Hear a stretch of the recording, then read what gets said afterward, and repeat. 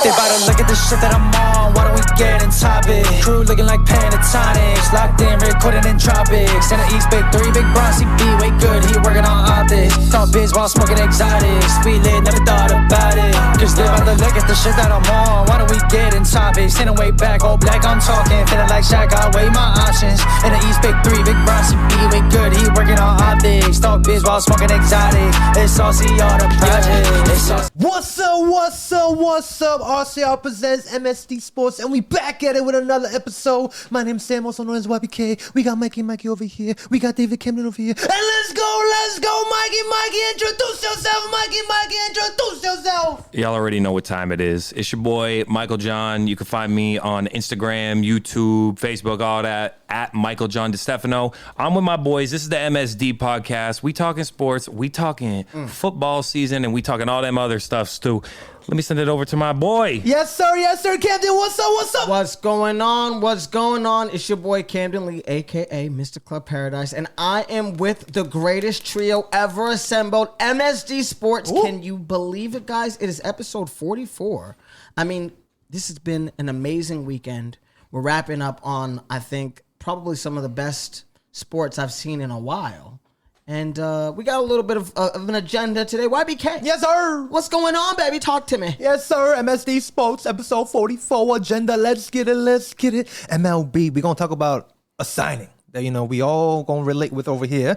We're going to talk about a few, off-season moves over here. NBA, we got a month away from the All-Star break. Trade rumors are rising right here. Trade deadline is coming, so let's go. But we got the NFL Wildcard Weekend, 12 teams, 6 games. Now we got 8 teams, 4 games. Let's talk about it. Let's talk about everybody. Come on with it, baby. MLB, everybody. GM, YBK. Yes, sir. What's going on in the league? Talk to us. Now he's an ex-Red Sox, everybody. We've been talking about him all off-season long. Mr. Alex Bregman signs with the Chicago Cubs on a 5-year, $175 million contract, everybody. Let's talk about this. How do you guys feel about this one? Oh, why? I mean, I thought Bregman was going to stay. I thought, he was a good addition, But again, I felt like he just couldn't handle the pressure in Boston. So, I mean, he decided he wanted to go to Chicago. Fine. I mean, I don't know what you're winning over there. I don't know what you're trying to do. But I guess, couldn't handle the bright lights at Fenway. I'm a little disappointed.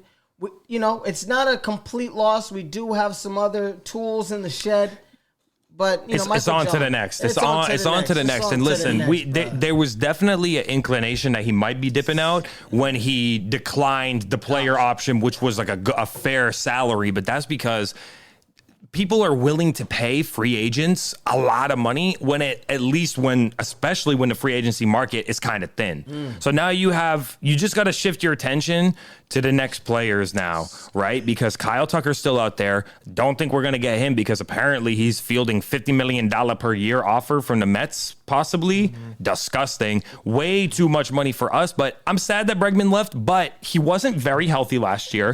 He's a great piece, don't get me wrong, but is it impossible to fill the space that he left? At least we got who is it, Mayer? Marcelo Mayer, and we have Christian Campbell. If we can make a run at Bo Bichette and he's willing to play second base or third base, it doesn't matter. We can move someone else. If he plays third, we move someone like Christian Campbell can play second base. I don't know exactly how it's going to go. I just feel like it's okay. Plus, Eugenio Suarez is still out there, who it's like, is it a little bit of a downgrade from Bregman? Yeah, but I don't feel like it's too big for us to get over. No, not at all. And I mean, my question is, and YBK, like, Michael John just said, we felt like that amount of money for Bregman is a little bit too expensive for me. Do you feel like that was worth it? Because in my mind, I'm like, if he was trying to do 170 for the Red Sox, I felt like that was too rich for our blood. Yeah, 175. I think they gave him 5-year 175. Yep. Is that what it is? Yeah. Yep. So $35 million a year is a lot for Bregman. Like, he's nice, don't get me wrong, but he's a little bit older and he's coming 32. Off an injury-riddled year. So I almost feel like it's better. It was in the best interest. I know it hurts, but you know what? Lick your wounds and move on and get another player that's out there. He's not the only player that reached an impasse with his team because, as I understand, the New York Yankees have not been able to secure Bellinger yet. What's the latest update, YBK? Yes, right now, Bellinger's playing diva right now with Scott Boras, and the Yankees haven't not signed him yet. How diva-ish are we talking? Do we know what in what ballpark? Full scale Mariah Carey? I think he wants like the 35. He wants 35 a year? The 35, 40, nearing like Bregman's I just don't think so, bro. I think we offered him like a 31. That's not bad. But I don't know if he's going to take it. And I think we're slowly kind of walking away from Bellinger's re-signing here because he's playing diva here, and we're like, we have to kind of build a team right now. We're in trouble. The Yankees haven't made any offseason splashes except re-signing our old players, like our players we had before. Yeah, maybe the focus will be health. If you don't get players, you got to focus on people coming back healthy. I mean, we have to rely on rookies or something now. Yeah. Because right now, even with the pitching side, Garrett Cole and Carlos Rodon ain't coming back till May, June, they say. So damn. So it's going to be a little bit. Right now, they're saying like Freddie Peralta from the Brewers. Okay. Now we're looking at some trade targets here because now of course now still Kyle Tucker, Bo Bichette, like Framber Valdez. Those top free agents aren't signed still yet, out there, but they're going to get paid big bucks. If you're not willing to pay Bellinger, I don't think you're going to go for one of these other ones. That's why I'm like, I don't feel like the Red Sox are going to go after like a Tucker. I think they're going to go for a Bichette. Because if we didn't want to give enough money to Bregman, why would we give the ballpark of what's being offered to Tucker? And that's what I feel like the same. Maybe it's the same. Maybe it's the same story. But I feel like value wise, if I was the Red Sox or the Yankees here, I would fight to get Bo Bichette here. Get a nice young fielder that can give you quality hitting. It's not all about the home runs and the RBIs, but it can also gotta be a good teammate too. You saw the way that his energy with Vladdy through the postseason for Bichette, and smoke him if you got him. Like they got the money, I would spend it if it's me. Mm-hmm. You can't. It's not gonna. You can't save it. I guess you could save it. The organizations are making plenty of money. The Yankees and Red Sox. So they're just hesitant right now, and it's like, do we want to pay the extra tax threshold? Yeah.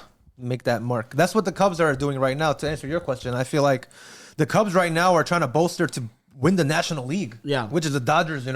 So signing Bregman, you have Pete Crow Armstrong, pretty good now. You have Shada Imanga, your ace there. These Cubs, Nico Horner's over there. You got Dansby Swanson over there. These big contracts, So Cubs are like a big market team in a way. Yeah, look at it in terms of like baseball too now. So, but what's going on with the other moves? Because I'm not sure who else is up for. If we can't sign someone, who can we trade for? Like, who do we have? And I heard that there might have been a pretty big trade too. Some trade rumors and some big trades over this last week. Yes, a lot of trades have happened, and we all know this man, Mr. Nolan Arenado, got traded to the Arizona Diamondbacks. I mean, he is 34 years old, but he does give you that defense. Yeah, he's getting older, but that's like Did he win MVP before? No. Like damn near it, finished top 5, top 3 or something. But he won a platinum I feel like glove he's before. had some crazy. He had like a few good years, like a few strong years. Yes. So yes. I guess we'll see. He's never won an MVP, but he has 6-time platinum glove and 10 gold gloves. Not bad. Okay. Defense-wise, he is stellar. But he still gave, when he was early. Bro, those early seasons was crazy. He was to be that sort of player, hitting 40 home runs, 130 ribbies is crazy. But he's still solid. Like I agree. He gives you that veteran presence and the defense. So for the Diamondbacks, I don't know. Maybe you can see them in the playoffs as well. That's what the National League's doing. I feel like what it is, it's like the Chiefs when they were in their dynasty too, where it's like, we got to beat the Dodgers first to get out of this AFC National League, to even go to the World Series. Yeah. If you get out of the National League, you'll probably win the chip. You probably win because you got the juggernaut, The only question I have is that do you feel like both the Yankees and the Sox, with the Blue Jays kind of doing an extra push in this offseason, do you feel like we have to wait till the trade deadline, or do you feel like we have to do a trade before the offseason? One of us has to get, each of our teams has to get one of those big name players left, no matter how you spin it. Unless the rumors about Skubal being traded, you might have to save the Bellinger money and just say, I have to eat it and try to replace it with a lesser hitter so I can have the money to afford the contract instead of getting like a rental. Like if you're going to trade for a Skubal or a really good player, can't be a 1-year rental. You got to lock it down. You got to get that trade and get the extension. Got to get the extension. Yeah, you have to. But it's like hard for the player too, because it's like you're entering a new city. Like for Skubal, if you go to Boston or if you go to New York, you're from Detroit coming into East Coast, and then you're gonna sign like a 5-year. It's kind of tough, Yeah, I hear you. But as a player, it's like he doesn't have much of like a minus, because if you're a team, you're a 1-year rental. Yeah, we gave away 5 prospects to the team, but there's no guarantee he might not come back. That's true. Yeah, it's true. So, I mean, Paul Skeens is like another trade target too. But he said they said he's not going. The Pirates shut it down. Yeah, I think. They're not gonna let him go. Because I think no way.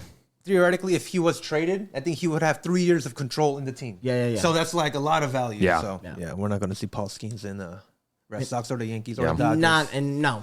Maybe a school ball because that 1 year rental, the Detroit Tigers can kind of be like, hey, I'm willing, Yeah, we'll see. But you're not going to get a lot for that is the thing. Like if you're a team that's going to try to make that move, I wouldn't make it this early unless you're going to be able to re-sign him or have the money to offer him a contract at minimum. True. You know what I mean? Yeah.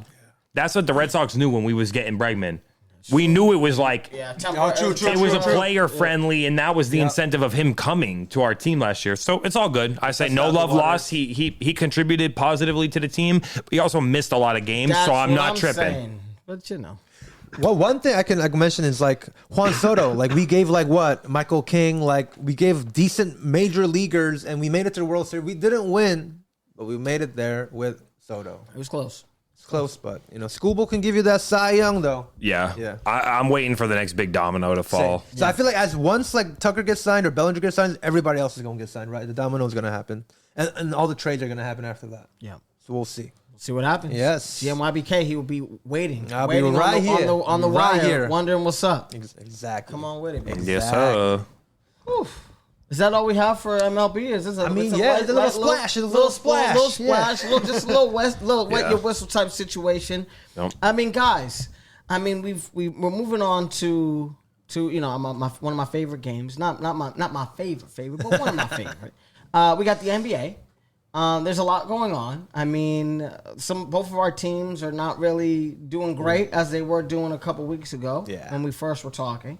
And then two, GMYBK. Yes, sir. Someone got traded. Yes, sir. We were talking about hopefully us joining for a triple. Someone got traded. What's going on with that? What happened? He was a Atlanta Hawk. Ooh. Mr. Trae Young. No. Leaves Atlanta and goes to Washington and joins the Wizards, everybody. No. So let me see this right here. Who did he get traded for? That's the $1 million question. Yeah, I don't know who they gave up because I'm sure the Hawks should have gotten a lot, right? I mean, here it is. Well, he wasn't going to really re-sign, so they kind of just got something for nothing. So they got C.J. McCollum and Corey Kispert.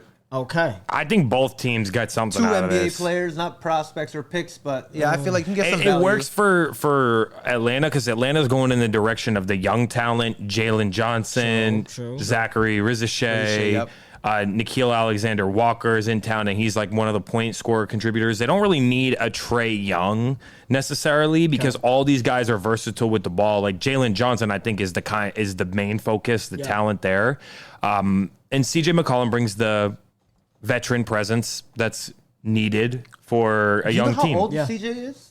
Mid-30s, right? He's got to be 35, because right now, I'm looking at it 34. here. CJ's going to be basically a rental. He's going to be a free agent after this season. Okay. But Kispert just started his 4-year, $54 million rookie extension his first year. So they have that value. Kispert's not bad. Okay. Yeah, for a rookie extension. Can shoot some threes so and got something. And then I think Trae, it works for both because Trae fits well in Washington right now. Yeah. He could kind of be the floor general and lead that offense. So I feel fine with this trade. I don't know if he's playing tomorrow, but I might be seeing him play tomorrow night. If he is, I don't know if he's not ready yet. He's still marked as out. Yeah. Okay, we'll see. This is a good lineup. That's solid. Yeah, Alex Sarr, I think, has been a bright spot for the Wizards this year. He's been playing well, the correct development you want to see in the sophomore year for a player. And they got some decent young players, like Keyshawn George having a decent year, definitely made another step. Bilal Coulibaly's pretty serviceable. Bob Carrington, they have some decent younger players, but Trae Young will be decent there. He knows how to dish the ball. I mean, he did average 11 assists last year. So I'm just wondering what, as a player, Trae Young, what does he really add to your team other than assisting? Because I shooting. I feel like the last couple of years he's been so quiet. I think we thought he was not on same par as Steph Curry, but they were it's 2 great shooters. And I feel like the last 2 to 3 years, happy or something at Atlanta or something. You think that's what it is? How can you not be happy in Atlanta? I don't know. Money. There's all this stuff going on. Talk to me. He's still a good shooter, but I think it went from being averaging 27, 28, 29 and 7 assists to you average 21, 22 and 10 assists, 11 assists. Because if we look at I will say stat wise, and I know you guys love it when the stats look nice. Trust me, he's been good because I've had him a few years of these last few years in fantasy basketball, and I'm always pleasantly surprised surprised with how he performs. Like 28, 26, 25, 24. Look at his stats last year: 24 points per game and 11.6 assists and 1 steal. So quiet. It's quiet. I mean, quiet. I'm saying, bro, that's ridiculous. I'm saying, bro, 24 points and 11 assists is like. I'm saying this is amazing, but I'm saying I'm not. Quietly, it goes under the radar. I feel you. It goes under the radar. Sorry, I'm like, no. I did not. No, it is quiet. No, you're totally right. You're totally right. It's a quiet 24 and 11. You don't hear him in any of the MVP mentions. You don't. You know what it is? You don't hear him in. Oh, we won the top 5 guards in the league. You just don't hear because he doesn't make the playoffs. Did he win like the All NBAs? Second team, third team at least. I think I think he's might have made one. My guess would be he would have made a second or third team All NBA.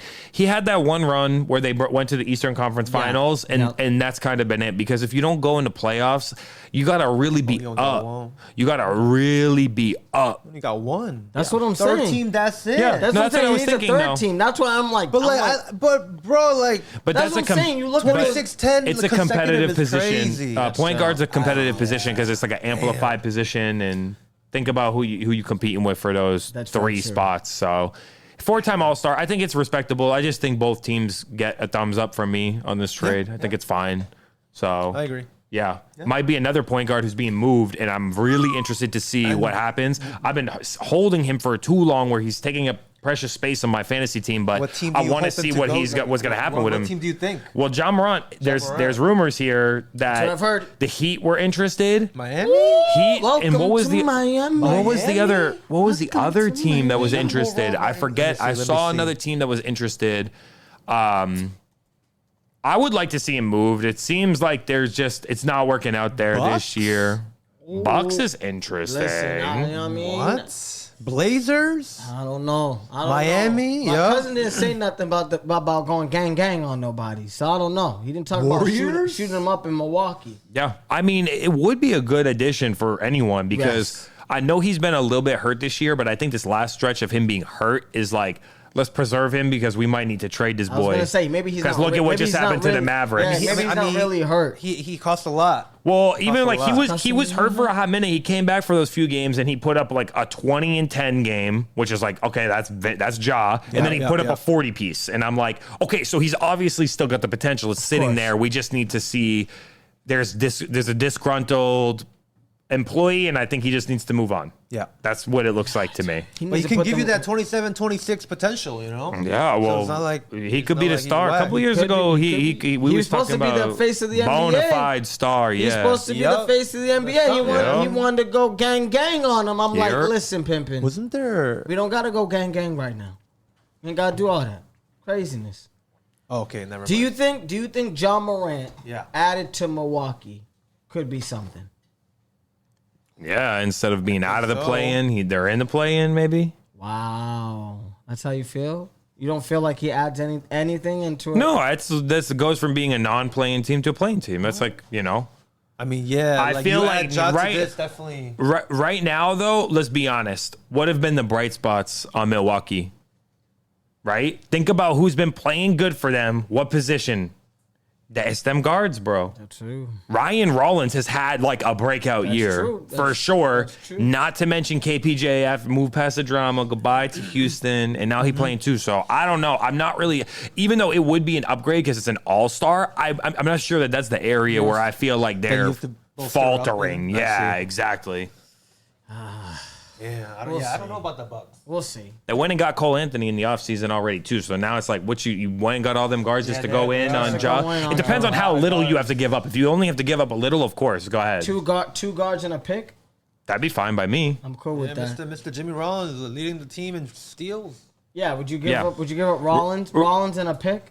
I mean, I guess, but I like Rollins this year. Rollins? I feel like he's been looking good. I feel like he learned from the white boys over there in Milwaukee. I feel like he's looking good, this year. So I don't know. I mean, I'm not really sure anything can save Milwaukee. Good value to the trade, though. That's what I'm saying. For Ja. That's what I'm saying. Really just a gut. Yeah. I think Ja needs to change the scenery. I would like Ja there in Miami. I would like him in Miami because I feel like to have someone with some bounce and someone who can run the point as like more of a traditional point versus Who is the Davion Mitchell. Davion? He's like a shooting guard. He's good, but he just not like Ja, That's bro. true. I'm just being honest. He ain't Ja, but Ja, who would you give up for that though? I don't know. Maybe a pick or so. Maybe someone younger. Yeah, who would you? Because the big guys, if I'm them, I'm JJ. right. You know, I exactly. I feel like these are the people that are really. Who the Grizzlies want? Because I'm sure they want value for Ja. They want value. Well, they need something. If it's not going to work with them anyway, you need something. True. You got to see which and team. Also for the Grizzlies, you'll be a big pay cut in a way. You give away like a $35 million, $38 million contract. Yeah, that's a lot of money. You'll give some money to them too. You need to give some money. We'll see. We'll see what happens. Yeah, I don't know. That's interesting. Oh, guys, I'm looking at the division. I'm looking at the standings. My Lakers were 3 the last time we spoke. Yep. Now they're 5th. Yep. And dropped. They're just dropping. I mean, I don't like it. Looking up, I don't know, man. I don't know.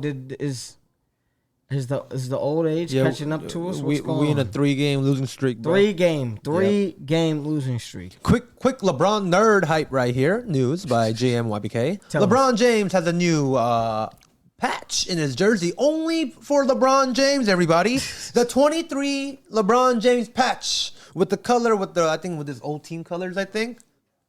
He's gonna wear it every game, everybody. Why? And what is that for exactly? What for is him, because commemorate his 23rd year of NBA. For extra glaze, yeah. Exactly, extra glaze. NBA It's like what extra MLB glaze. does to Shohei. Okay. NBA doing that to LeBron. He deserves it. But I love it though. Oh yeah, he deserves it. That's fine. Because as for card collectors, I'm not hating. Yeah, I'm not that hating. every card. I think because I saw that they're gonna take his patch every game. Every game? Yeah. On all the jerseys, yeah. So Topps might make cards for all of them games. I'm with that. You never know. I'm with that. I would love a LeBron 23 patch. Listen, that'd be some big money. But yeah, that's a quick LeBron. Lakers, bro, are regressing to the mean. Yeah. And that's what it is. Their defense is not that good, and you got a lot of players who I feel like is. Our point differential is still negative. It's minus negative. 0.6. Yeah, it's still not. But you have an MVP caliber player in Luka. Maybe Austin Reeves will come back healthy and y'all could do something, but I don't know. I mean, I just feel like the age is just catching up to us. What piece do we need right here? I don't know. Is it age though? I feel like y'all have a relatively young team. I feel like it. I feel like just Luka, Austin, DeAndre Ayton, Rui Hachimura, Jake LaRavia. Yeah, I guess you're right. Like Marcus has been around the block for a minute. That's what I'm saying. But I mean, that's just them too. Jackson Hayes, Marcus Dalton Braun. Connect. They're all pretty young. I feel like it's not it's just a lack of cohesiveness to me. That's what it feels like. They need some time to get it together. They ain't got no dog over there. You feel me? Like Luka will drop buckets, and I feel like they got Marcus Smart because he was supposed to have that dog and put a little bit of fire under everybody, but he doesn't got the legs like he used to. So I feel like we're missing. We're missing that fire. We lacking hustle. Yeah. We're missing that. You know what I mean? Like, of course, Braun is 41-42. Like I saw a video the other day where he just let the guy go. And he just went for a layup. That's what I'm saying. And I'm like, okay, this is kind of like out of the line here. Like, 42 LeBron. If you at least show your boys that you're still doing it, that's what I'm saying. Your boys will still get pumped. Come on. And show you more. Come on. Why man. not? Come on.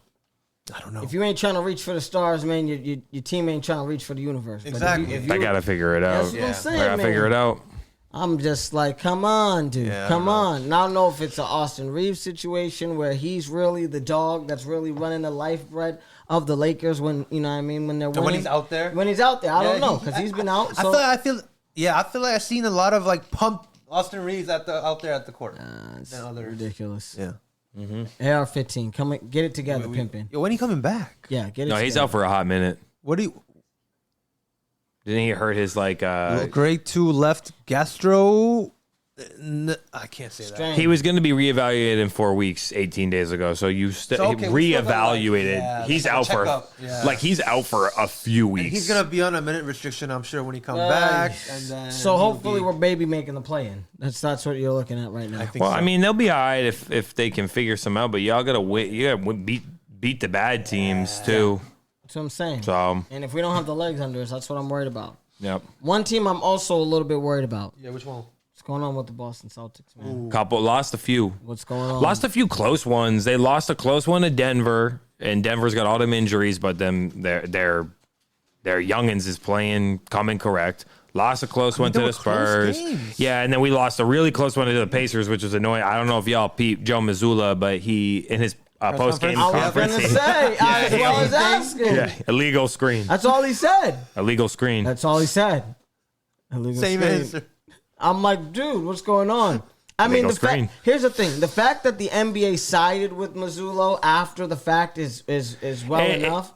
Yeah. But still, what were you saying? You got to beat the Pacers, though. Like, you can't be in a one possession at the end against the whack Pacers right now because they obviously are having such a difficult year. But Celtics have been a little streaky, and that's what happens. Pritchard has a really bad game, and no one else, it's only JB can only do so much. I'm not worried about JB. I'm worried about Pritchard. If this man could just average 14 a game every game, it'd be fine. But one day he wants to average 20. Next minute he wants to average 4. Yeah, he's averering 17, but it's like a 30-piece one night and then like 7 points another. Like, that's like where, you're like, can you be consistent? Because you're hot and you're cold, baby. You're yes and you know. Yeah, exactly. Make it make sense. D White, though, to me, is a key factor in all of these games. I think defensively, they need to have their identity be where we're locking you down, but their identity this year is offense because offensive efficiency, they're still top 5. Yeah.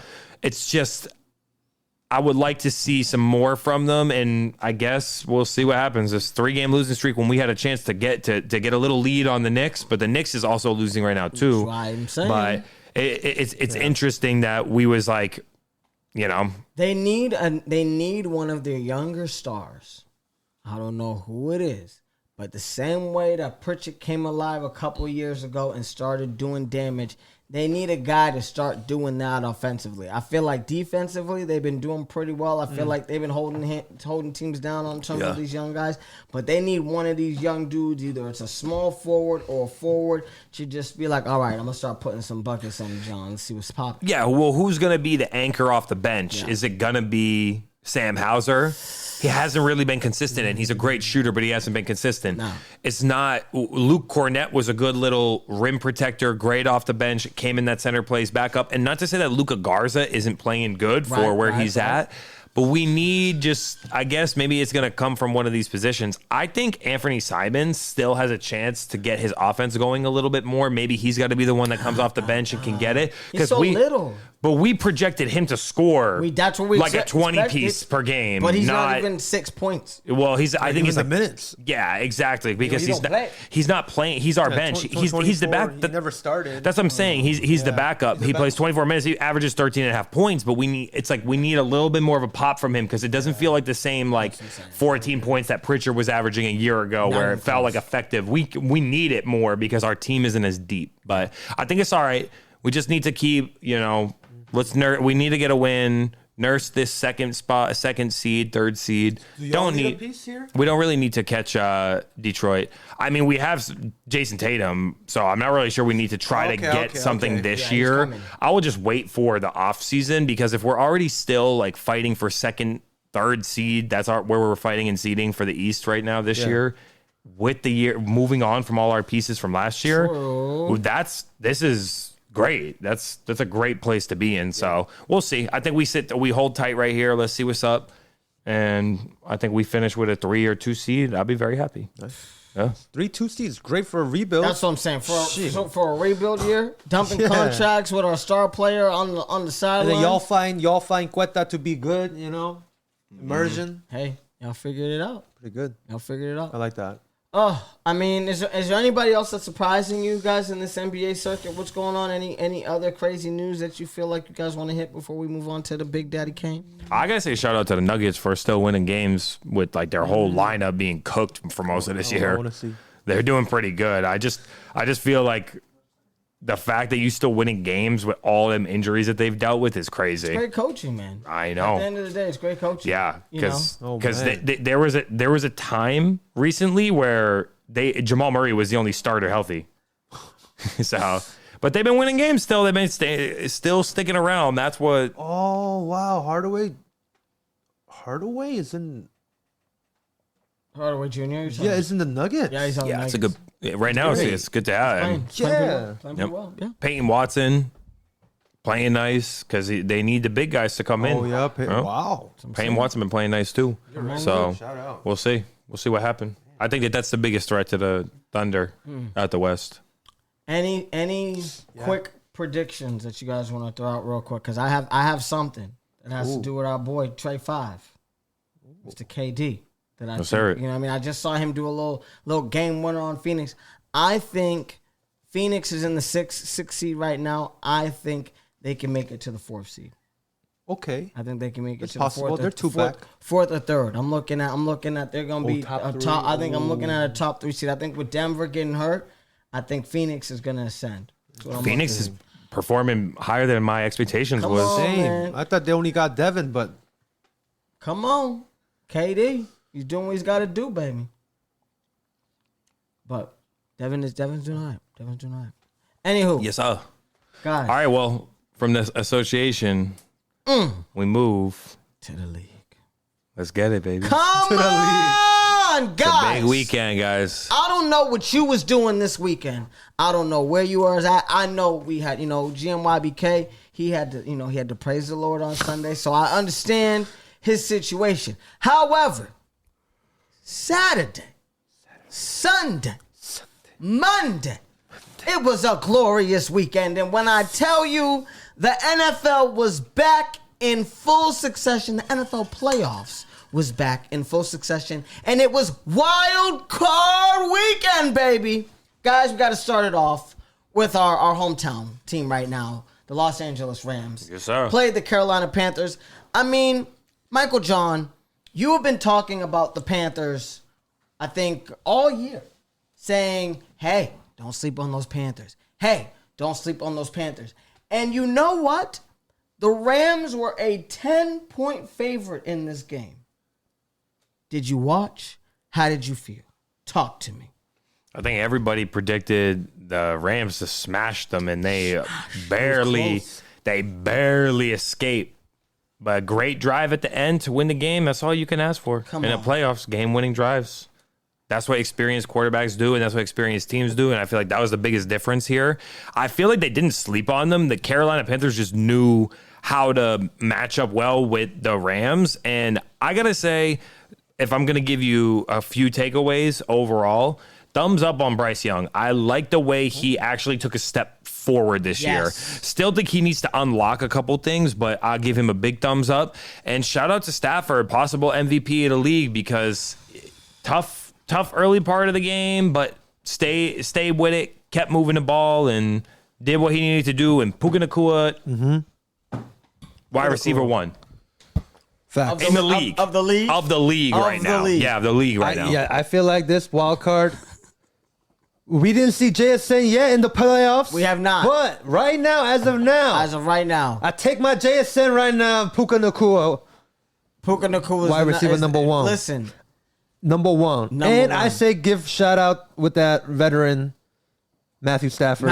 Leadership, big place. I mean, just to start off the weekend, you know what I mean? The entire public is thinking, like you said, Carolina's going to get smashed. Matthew Stafford throws for 300 yards. Puka Nacua has 111, 10 receptions, and a touchdown.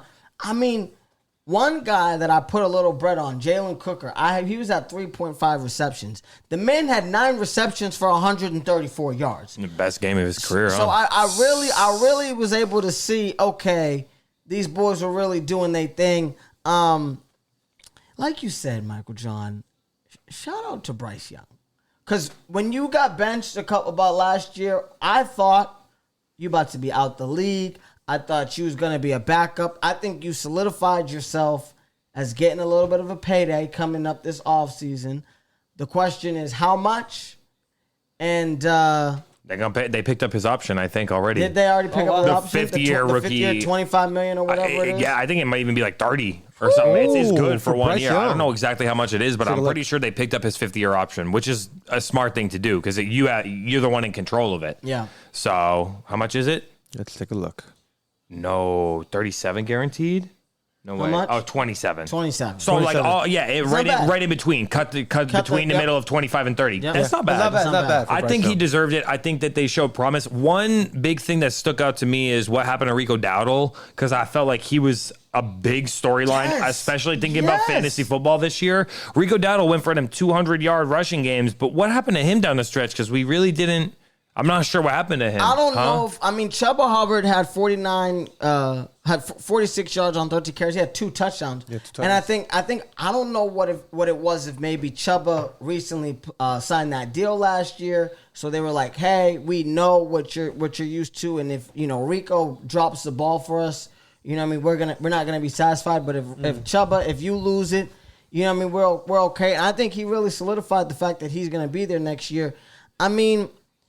Rico was hurt for 1 week, and then boom. I don't think he ever really played ever again after. Yeah, they lost the plot with him down the stretch, and I feel like it kind of hampered them a little bit. But shout out to Tet McMillan, a lot of young, a lot of good options for. I feel like it's a year for them to build on. I'm excited for them for next year. I think it's a year for them to build on. I'm excited for them for next year. Don't forget, almost got a playoff win. Don't forget, you got to give shout out to Michael John for rooting these Panthers from beginning of the season. He did. I got to give it to Michael John. The wild card. The thing is this. It's true, but it's also like that division is pretty weak. So that's why in my mind I was like, I just had a feeling that Carolina was good enough and that Tampa Bay wasn't good enough this year.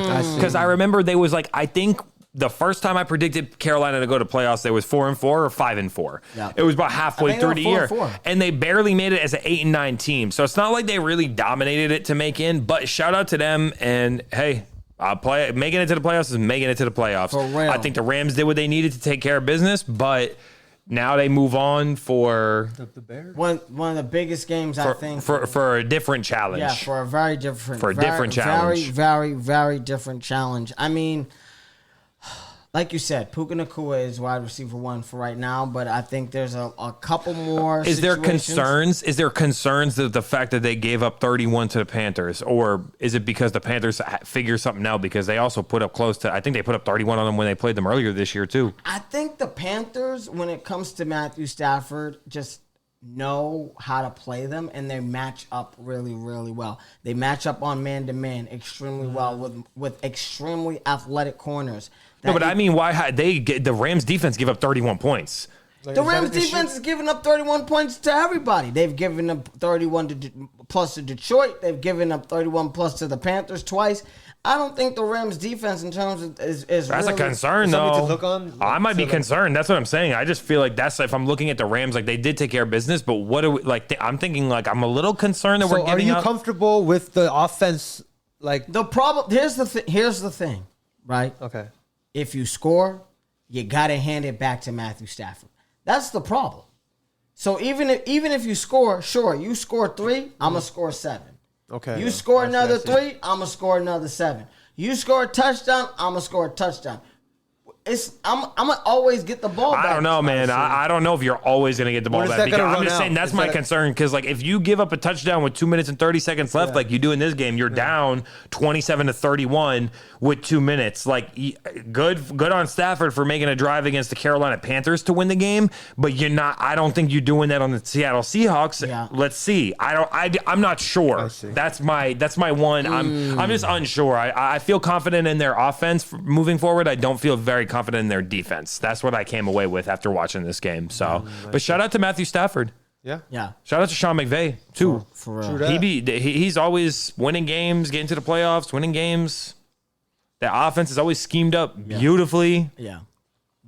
I know I've been on the Drake May train, and I'm still saying Drake May. However, I do think this game kind of put a little bit of a oomph. Yeah, just a little bit. Only because I think the guys were really talking a lot. The game he had before, he didn't play so well. So I think coming in the playoffs and really putting a little oomph on it, I think people are gonna be like, ooh, that's what I mean. Let me show you how it's done. I see. I can see that. That was the first game of the weekend, huh? Yes, it was. Yeah. Well, what was the second game of the weekend? Because I'm trying to figure out who playing each other. Listen, it wasn't 1. It wasn't 2. 3 times these teams have played each other in the last 5 weeks. 3 times. Okay? And I don't know how this mug did it.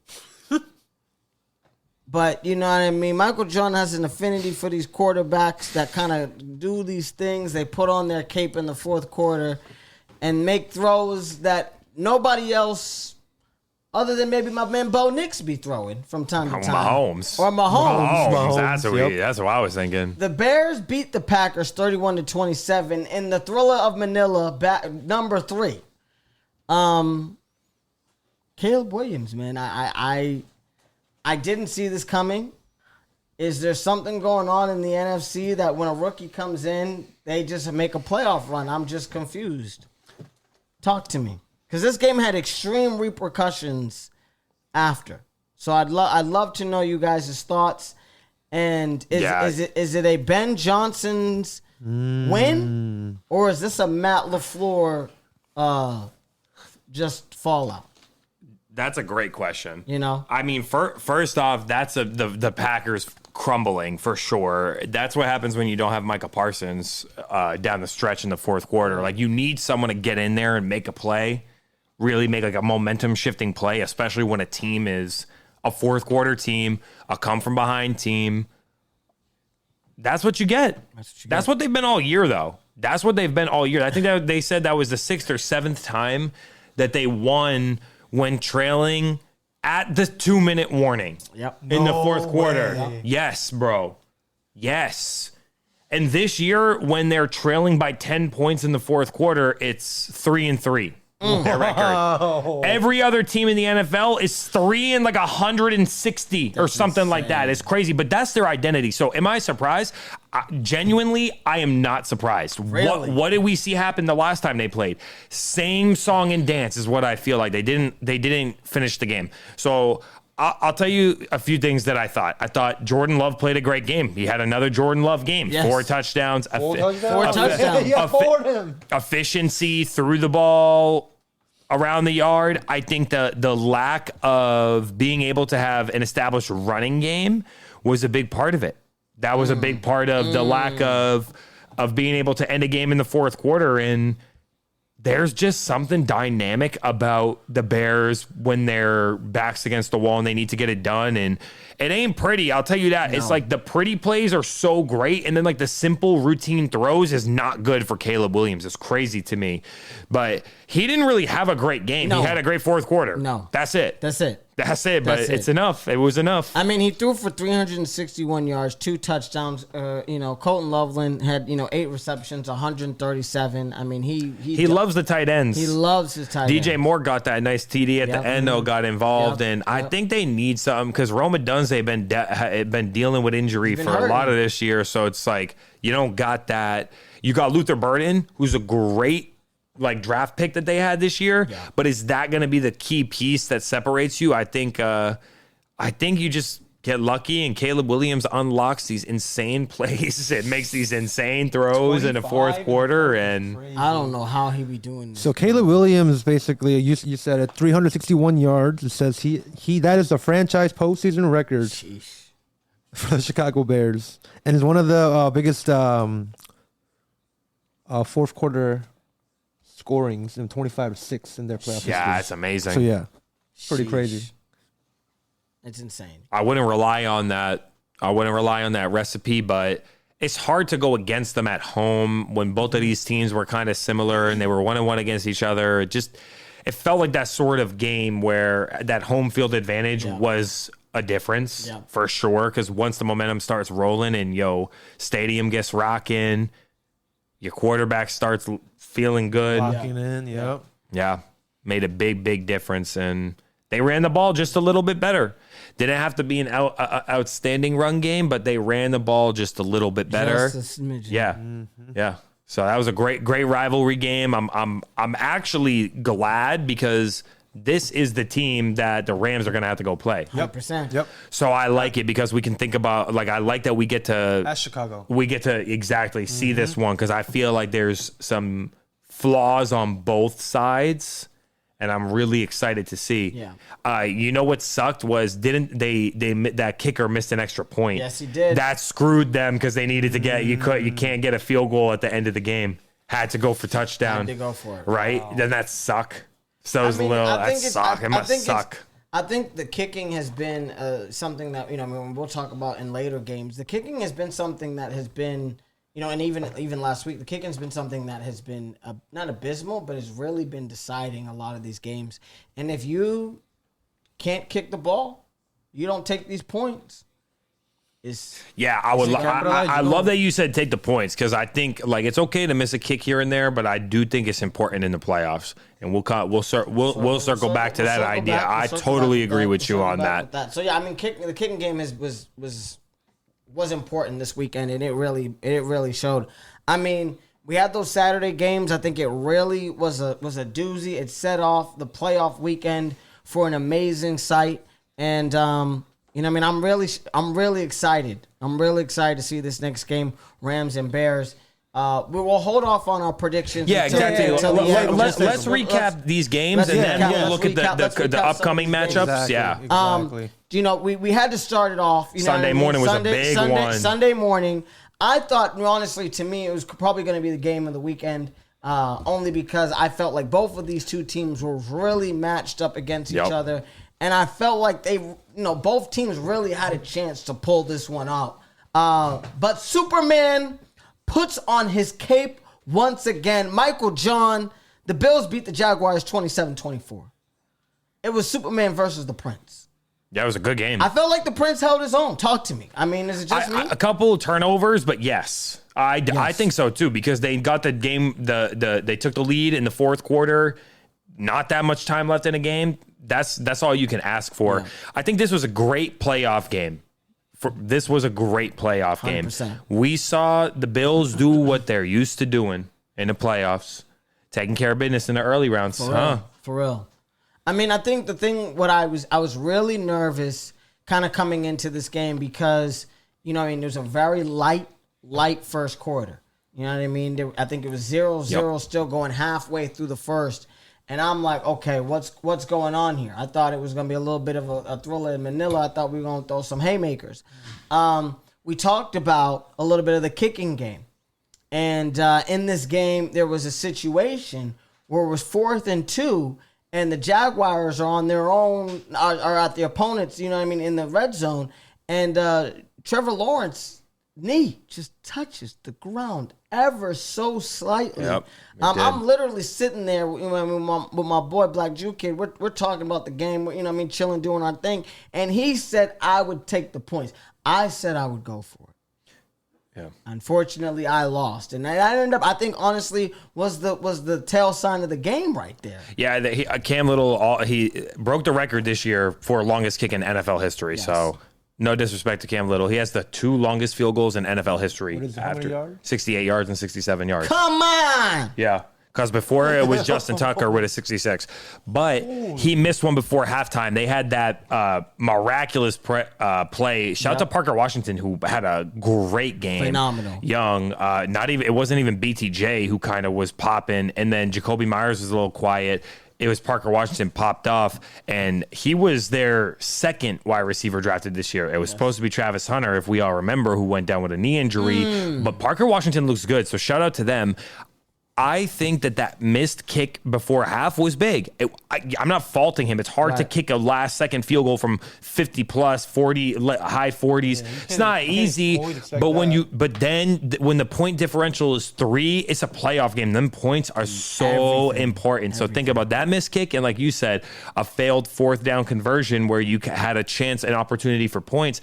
You might rethink it. The analytics say maybe it's a high 50% chance you got to go for it because you're more likely to win the game. It helps you in the long run. But sometimes it's not always about what the analytics would say. It's about what the play, what the game, the feel of the game calls for in the moment. 100%. So you can't analytics don't replace like human intuition.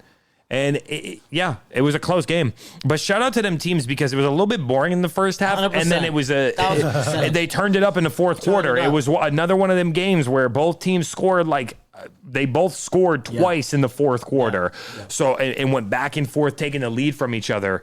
It just wasn't enough. Just not enough by the Jaguars, but I don't think they should be hanging their head. Not at all. I think that there was a few times they needed to make a stop on third down where like Shakir shimmied out and hit a spin move and converted it, or Josh got a little bit, made a good scramble and then put him in a short situation when if they could have made one or two more plays, maybe just didn't happen. I mean, wasn't in the cards for them yet. I got to be honest with you, Jacksonville. You guys had a top 5 pick last year.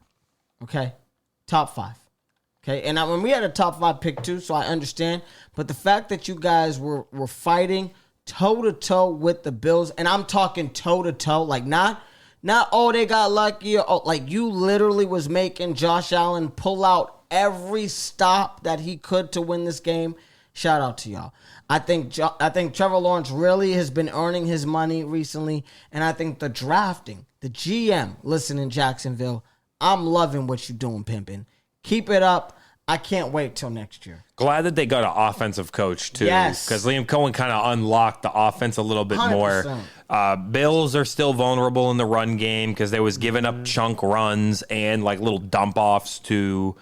exactly. The running backs, even though Etienne became more of like a better catching back as the season progressed, I'm not really confident in that Bills rushing defense. So let's see if RJ Harvey can do something. But shout out to Buffalo for making it. But my opinion is that Jacksonville had no pressure here.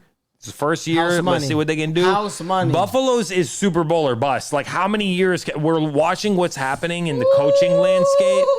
It's a Super Bowl or bust, and I feel like it's a Super Bowl win or bust maybe, because Sean McDermott can't keep doing this. Like if you telling me Harbaugh and Tomlin are having to leave, I'm sorry, but McDermott, man. I mean, you mentioned a little bit of teams and people getting fired. You know what I mean? Even, Tomlin, who you just mentioned. Not fired, but it feels like it, though. It feels like But Matt LaFleur also got let go of his duties. Nuh-uh. After losing. I thought they were signing an extension. Nah, we got to have to. You got to double check. We got to look this up. I've been hearing, because I saw he was hearing that he's about to be on his He's got 1 year out. in his contract left, but he met. He's on his. Talking. You've been. He met with the president to talk about the contract extension. I think he needs some stuff. Talk to me. I think you need to give coaches some time. It's different when he's been there for a few years. I do think that there is a difference in the Packers situation right now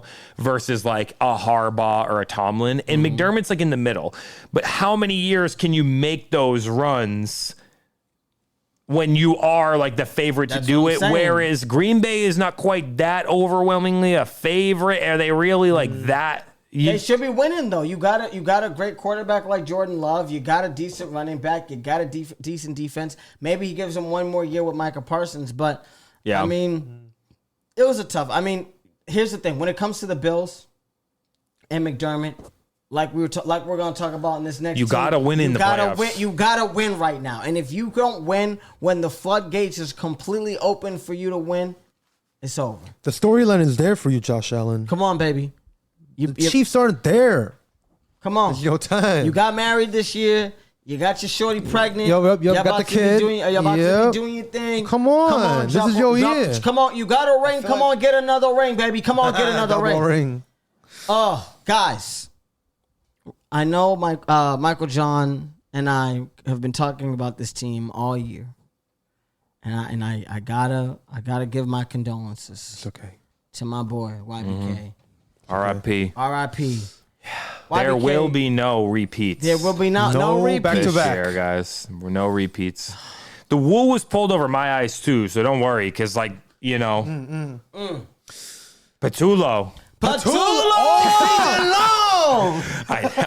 I knew y'all would have a big reaction to that. Patullo is going. Gone.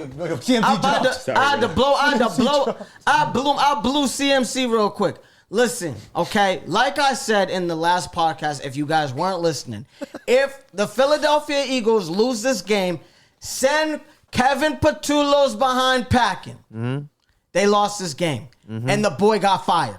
So shout out to that at least they did something right this year. Go flip burger somewhere else. Oh my God. Not in Philadelphia. Freaking ridiculous, Kevin Patullo. No hype man turned to no offensive coordinator after a Super Bowl win. Listen, it is... What are you? It is 23-19, okay? You have a chance. You're in the red zone to win the game. And the play calling that you decided to throw out had Jalen Hurts rolling his eyes.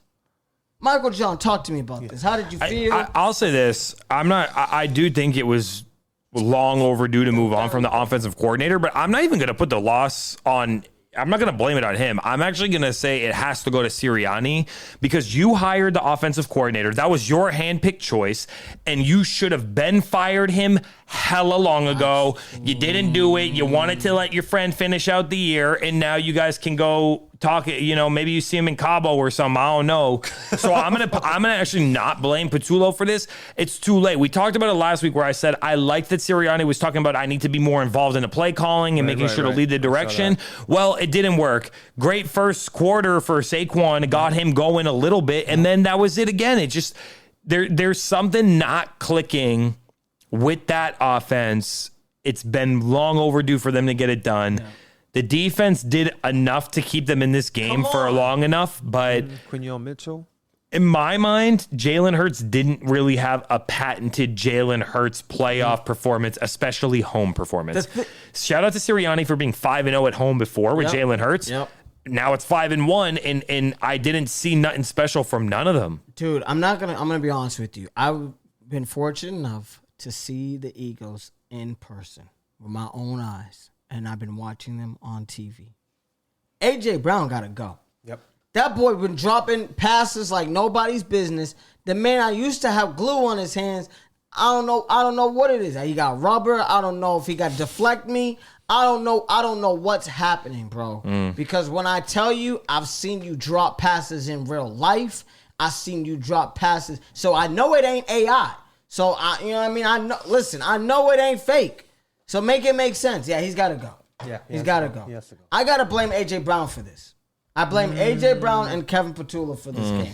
One, because A.J. Brown, you couldn't deliver. And two, because Kevin Patullo is a complete idiot when it comes to offensive coordinating. You said everything.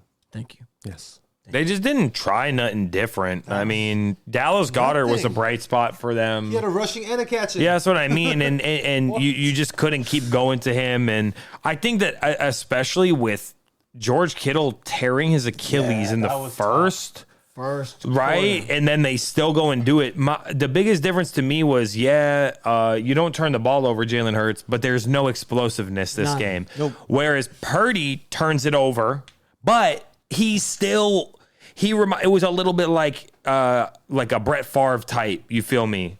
I'm still just trying to thread the needle. I don't care if I threw one or two picks or fumbled the ball and lost it because I was trying to make something happen. He still made the plays, did enough to make the one or two plays happen because you need the big players, right? To make a play, unless someone wants to step up. Demarcus Robinson, come on, baby, a 10-year veteran who's only had one other 100-yard receptions game, only one other time in his career, bro. Come on, man. That's who you let beat you is crazy. And then, of course, shout out to Juwan Jennings. Shout out to Christian McCaffrey for making a beautiful catch. They ran that same play that they scored a touchdown on in the Super Bowl against the Chiefs a couple years ago, and they needed it. Sometimes you got to pull the trick out the bag. There was none of that for the Eagles. Nothing. And I think that's the thing that I saw. I didn't see any trickery, and even the trickery that I did see was very mediocre. I mean, I understand Jalen Hurts isn't running the ball like he used to, but at the same time, I still feel like Kevin Patullo, you had no creativity, no understanding of what the nuances were of the offense, not how to spread the team out. I just, oh my gosh, it was They didn't get into enough situations this year where they could use the tush push, whereas the last couple of years were like, oh, this tush push, is it stupid? Is it overdone? Should we vote it out? And this year, the Eagles didn't even use it well. No. Actually, the highlight of the tush push was Josh Allen getting pushed 10 yards on a 4th and inches from the 10-yard line, getting pushed 10 yards into the end zone. That was the highlight. It was the Bills, really. And so... Listen, the identity is falling apart, and they're going to have to figure it out next year. And then shout out to the San Francisco 49ers because Kyle Shanahan, I know he's choked it out, especially because I watched the Patriots. Yep. You know what I mean? We've seen it happen. We've seen it happen against the Chiefs. Shout out to Shanahan for taking all these injuries and it keeps happening and they're winning. They find a way to win. You found a way to put your players in a position to win. They got the game-winning drive and the defense did just enough. So shout out to Saleh, shout out to Shanahan, and Sorry to the Eagles, but no repeat champions. It's tough. It's a tough thing to do. Like I said, if it wasn't for our boy Vrabel, I would give Shanahan. I'd give it to Shanahan and Saleh, because when it comes to the job that you guys have done with the 3rd, 4th, 5th, and 6th string players that you guys have had, the replacement players that you guys have still been winning on, shout out to y'all. Yeah. Shout out to y'all. Y'all see me, right? Y'all see me rocking. I know many of y'all listen to us virtually. Y'all don't really get a chance to catch us, but please catch us on the YouTube. You'll be able to see us in real time. You'll be able to see our pretty faces. However, I know you might be hearing me, so you might not know what I got going on right now. I got, my number one stunner, my Patriots poncho on me. When the boy got the Patriots poncho on, there's only one reason the boy got it on. That means that the Patriots in the playoffs. And I was wearing my poncho on Sunday night, baby, for sure. We played the Chargers, a team that we all knew it was going to dominate. However, I was a little disappointed in a little bit of this game. I knew it was going to be a defensive matchup, but I didn't think it was going to be this much of a defensive matchup. 16-3, guys, talk to me. I know. YBK, you was still praising the Lord, but Michael John, I know you watched probably every snap of this game. How did you feel? What were you thinking? Well, there's a lot that happened in this game. A lot that I can go over, but this is what I'll say. Let's start with something. No excuses for Herbert at all for me anymore. No more excuses. I know the offensive line is hurt, but no more excuses. And shout out to the Patriots defense. Come on. Shout out to Vrabel for coming in and in 1 year turning this thing around and already getting us a playoff win. When was the last time the Miami Dolphins got a playoff win or the Jets got a playoff win? Can you imagine being in this division and being like, God damn it. Like they looking pretty good and they're already back in the win column in the playoffs that quick. Back, baby. We back, baby. Seriously. So we can dissect a lot of things. I think the first thing we can talk about is the quarterbacks. Come on, please. Extremely disappointed with Justin Herbert. Actually appreciated Drake May's performance, and I think it was a bad first half and it was a great second half. I felt like the pick was I can't give it to him like that. It wasn't that big of a deal to me, so I wasn't tripping. You know what I mean? So hey, you turn the ball over in the red zone. You know what I mean? The Chargers scored 3 points. It is what it is. Well, actually, they didn't even score 3 points on that drive. I'm saying just in general. When he turned the ball, so he threw a pick in the first quarter. Sam went off I think it was Hooper's hands. Yep. It tipped. It was a tip going to Hooper. Yeah, that's right. Yep. It got tipped by the lineman going to Hooper, and they picked it off, and they had the ball at the 10-yard line because they had just punted it, right? So they had the ball at the 10-yard line. Patriots defense has been one of the worst red zone defenses all year, ranked 30th. 2 red zone stops by the Patriots.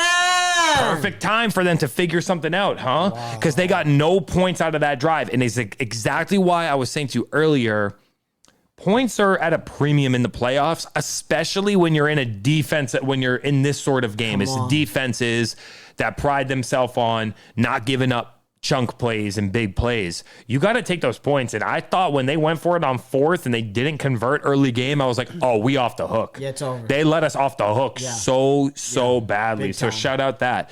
And let's look at the first half for Drake May.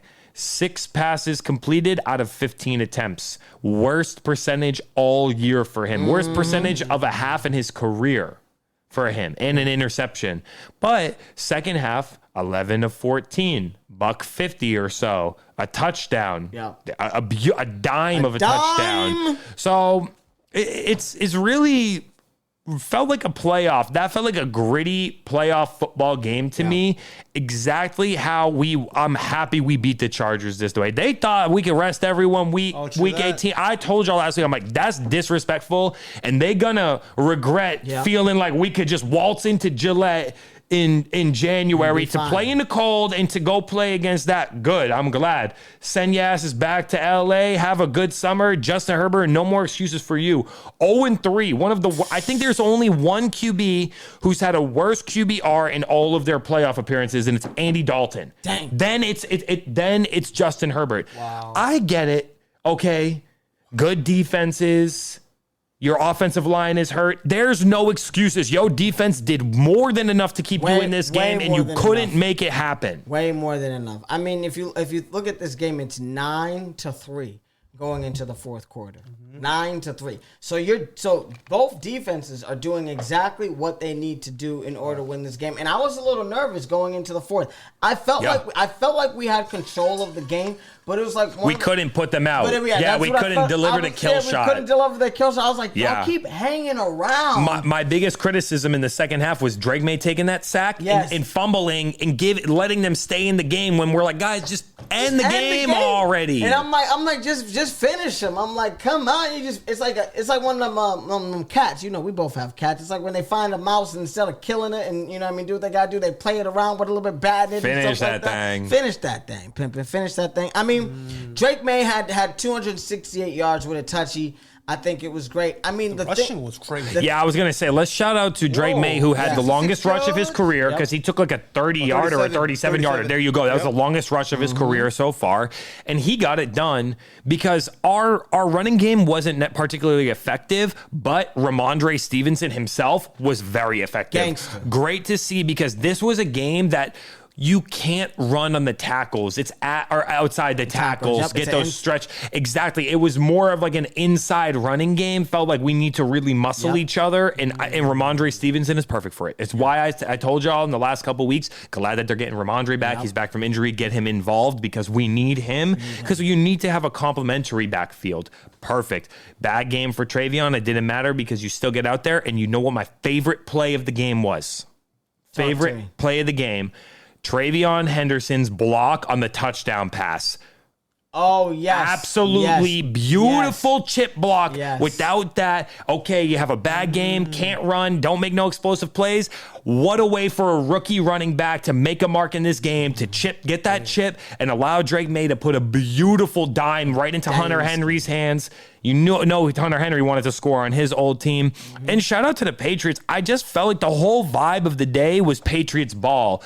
Up to Milton Williams ending the game with a game-ending sack. Herbert, I'll say this. Let me talk nice about him. He took a beating on some of them. He got sacked 6 times. He took a beating. Bro, he got absolutely demolished on that fumble where he fumbled. Bro, they demolished him. They gave him the 1-2 piece on that. They really demolished him, and then Milton Williams wrecked him to end the game. They were like, they broke Justin Herbert. They really did. He kept getting up, and I like his toughness. I just think we can't put him in the elite status. Like, let's stop talking about Herbert as elite. He's a great quarterback. He's not elite. He's good. Yeah. He's good. Got a playoff win. He's a regular season good quarterback. Yo, Jaden Daniels got 2. Yeah. He's a regular season good quarterback. Drake May has 1. Andy Dalton has had a good regular season. What's it face? Mitchell Trubisky has had a wonderful good season. You know what I mean? Even Tim Tebow has had a wonderful season. He had a playoff win. And he had a playoff win. He had a playoff win. Until I see Herbert winning something, he's not even better than Tim Tebow. Yeah. You seen Milton Williams headbutt Vrabes? Oh, and then you got that was what we like seeing. Yeah, baby. That felt like Patriot way, like the new Patriot way right now, where they're being able to publicly and visibly have some fun, but they got that dog in them and the real excitement about we got something here. It's nice. I mean, I think the thing what I really like about Vrabel, I think he really learned his lesson in Tennessee. You know what I mean? He was there. He was really just kind of hard on some guys. He didn't really have the love and compassion that he has now. And I don't think he was playing with as veteran players as he is now. I think, you know what I mean? He had a rookie, Levis back then. You know what I mean? Even a young AJ Brown, he had a lot of Tannehill, guys.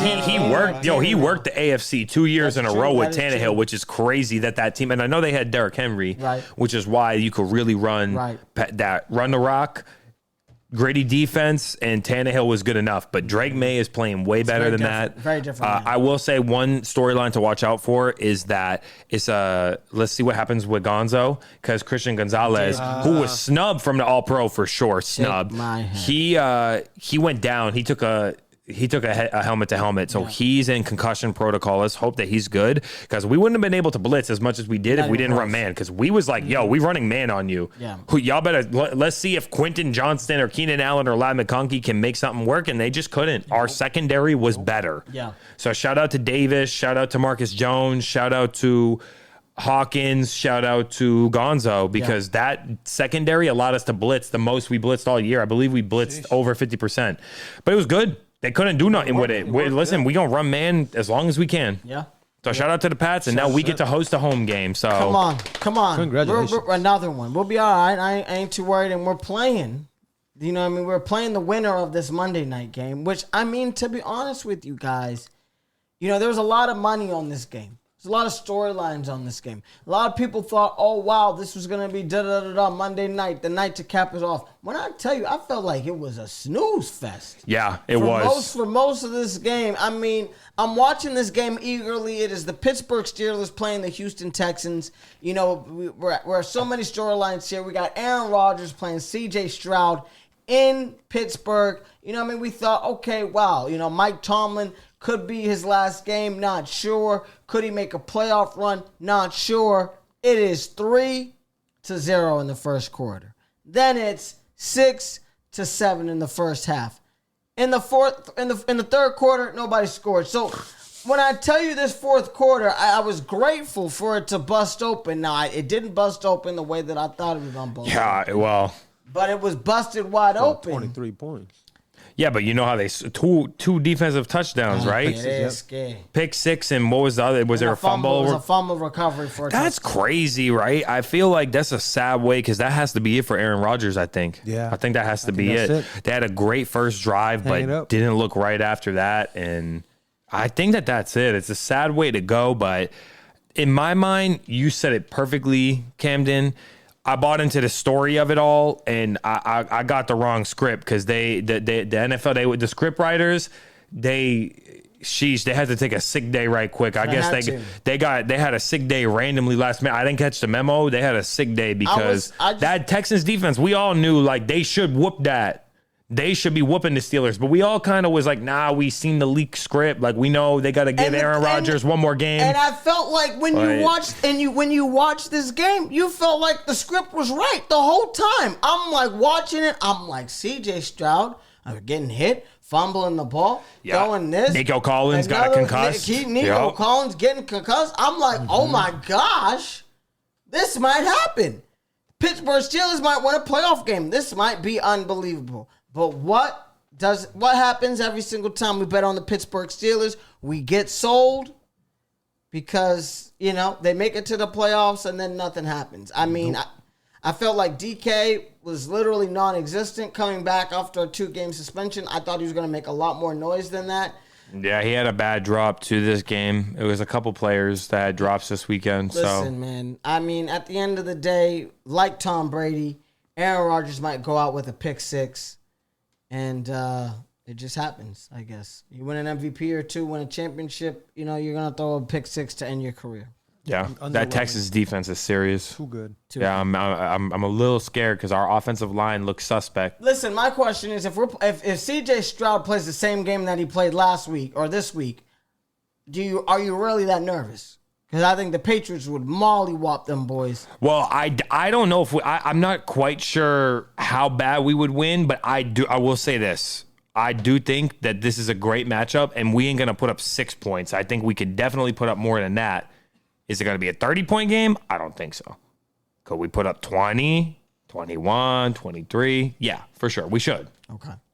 It's tough, man. Tough. Damn. Yeah, kind of a whack last game of the week. I'm not going to lie. Yeah. That was kind of a whack last game of the week, but I love that it set us up. So we have 4 matchups, huh? Yes. We have 4 matchups now set in stone. Yes.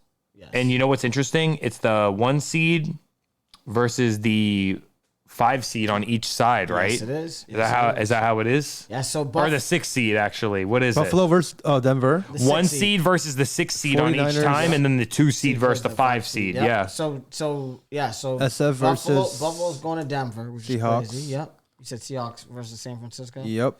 And then we got the Texans versus the Patriots. Yeah. Is the schedule released for? Oh yeah, it is. Yep. Nice. Yep. So, and then we got the LA Rams. Ooh, 2 games Saturday and 2 games Sunday. And we got Chicago. That's Chicago. Let's get it. I'm excited. So Buffalo is going up to Denver in the afternoon. They're going to play Yep. a Saturday afternoon game. 1:30. I think Damn, so that's a short week. It's a short week for Buffalo. Bro, really short week. And Denver is relaxing for the last. Yeah, but they whooped them last year kind of in the playoffs. You remember that? They did give them the business. rested. Denver came out with one wonderful score to start the game, Yeah. and then it was a wrap after that. I'm not going to lie to you. I feel like this is going to be a defensive game.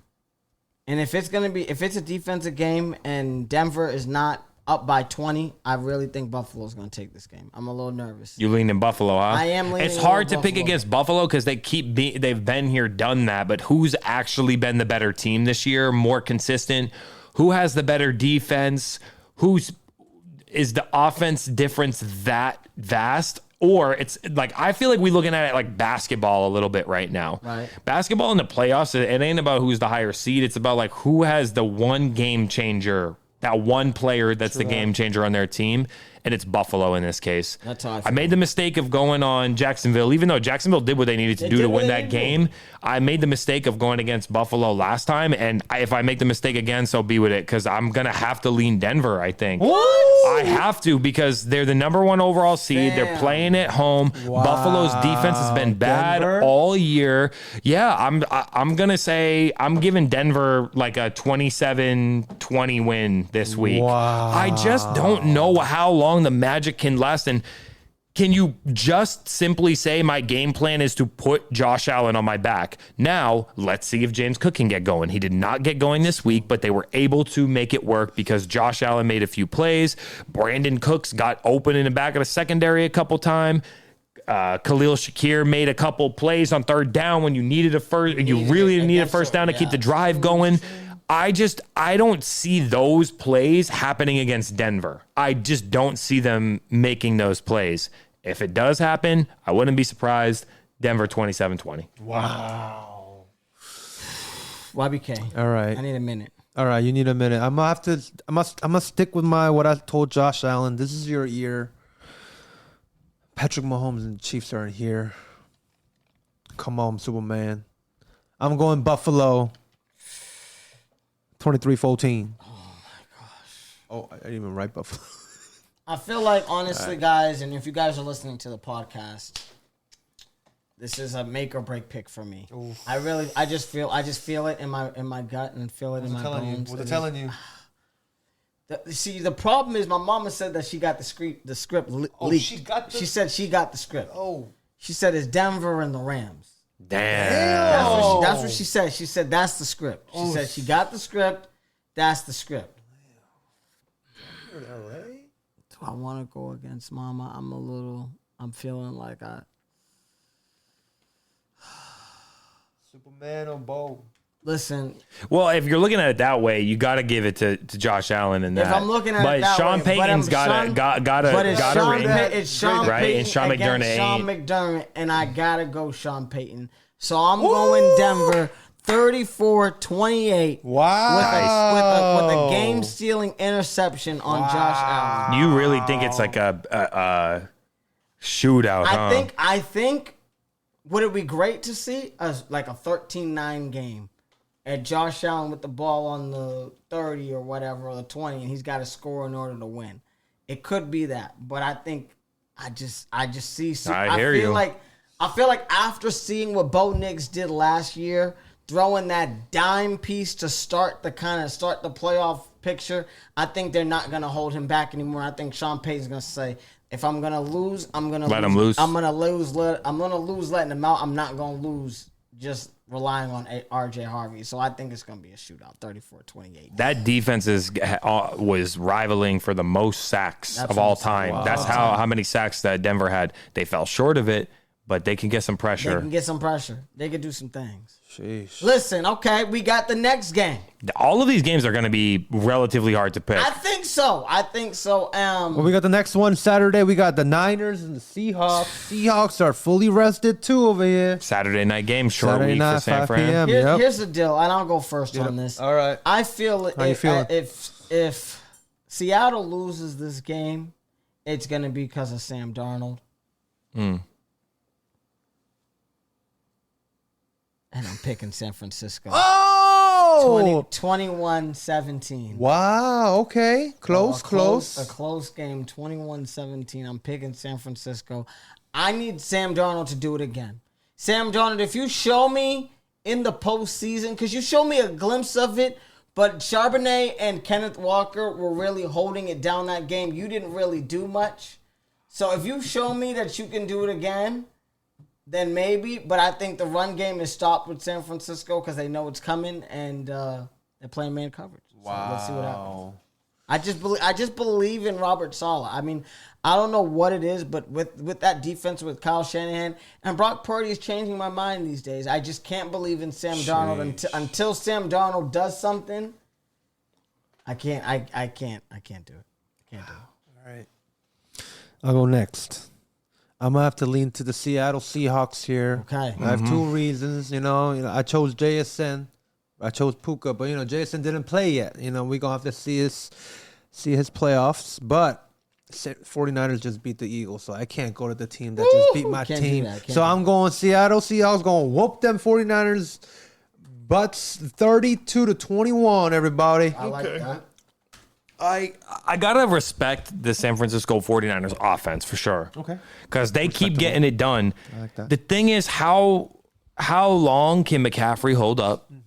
And Purdy will make some plays, but he's risky. He's like a little bit of a gunslinger. Yes. His mobility is great. It helps him make some plays, but Seattle's defense is well rested, and they be flying.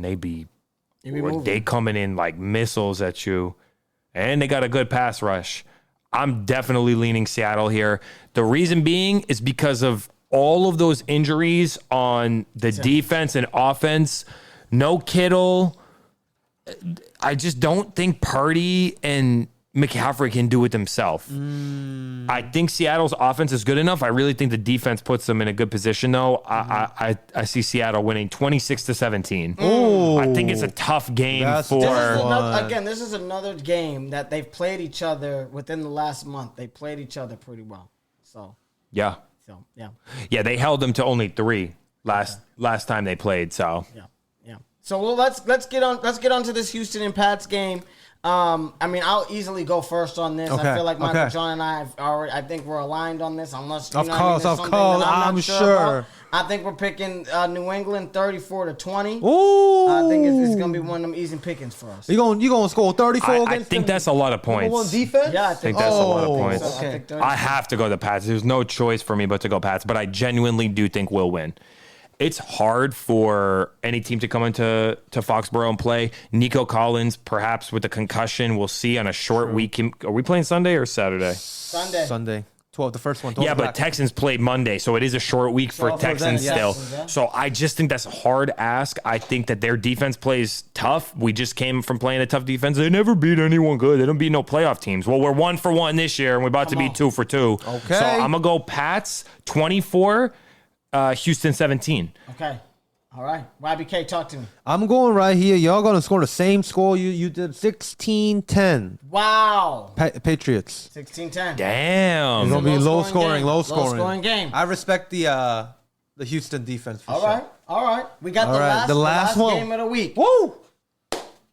I think the magic runs out for Caleb Williams. Puka Nacua and Matthew Stafford are still those ballers. It's going to be the Rams 42-20. 42-20? 42-20. Holy. All right. I'm going to have to go Rams here. I'll go Rams, man. Stafford, Puka Nacua. 34-10. Oh, it's going to be good. Michael Jones. I had to really quickly look at what we was looking for. The weather? Yeah, I'm looking at the forecast, guys, and it looks like it's going to be cold. It's going to be brick. And there's a small chance of snow here. Come on! So, because I had to, take a second. I'm not even sure what the conditions are in Foxborough because I just was thinking about it. Rainy conditions, wet conditions, cold conditions really, really make play a big difference here, right? Yep. So it's hard for the team from the warm city to go into that cold city and get it done. However, the Rams have a really, really effective offense. really, really effective offense, and the Bears seem to just be scraping these fourth quarters from behind. So, this is tough, guys, because like my brain is telling me yet again to go to Rams, but something tells me that the Bears can do something. Oh shoot, they've been doing it. I don't see it either. I didn't see it when they was down, when they scored 0 points in the fourth quarter last week. So what you doing? We're going to go 24-23 Chicago. 24-23. And another 2-minute warning comeback. There we go. That's it. Divisional rounds, everybody. 4 games. Listen, you know what I mean? On the next episode, we definitely got to talk a little bit about the repercussions of this weekend and things that are going to be happening next weekend. Yes, sir. It was an amazing NFL segment. I mean, a great Playoff football is always fun, guys. Always fun. Playoff football is always fun. So you know, RIP to the Eagles. So I guess we cheering for the Patriots now in this podcast. I gotta go all in on Patriots here now. P-A-T-S, Pets. Come on, let's go. Yes, sir. RCR Presents MSD Sports, man. I am so excited for the divisional rounds, and I'm sure you guys are too. My name is Sam, also known as YBK. You can find me at YBK up in here. We got Mikey over here. It's your boy, Michael John. Sir.